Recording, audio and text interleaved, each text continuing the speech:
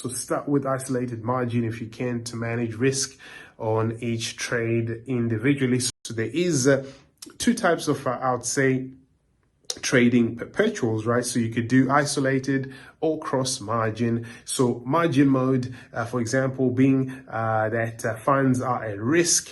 If it's isolated, right, only the margin for that trade is at risk there.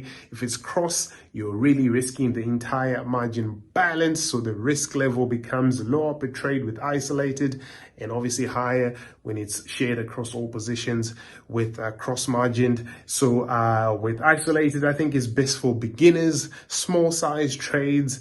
Advanced traders with multiple trades maybe can use cross.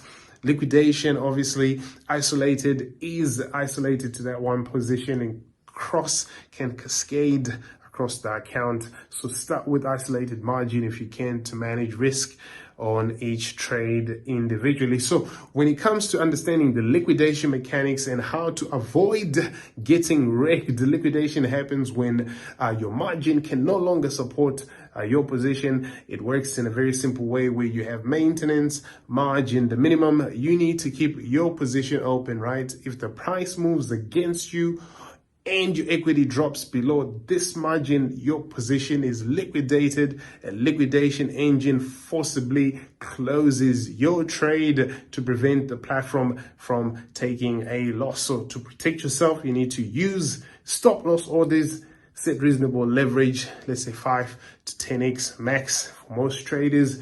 Monitor your funding rates and position sizes, right?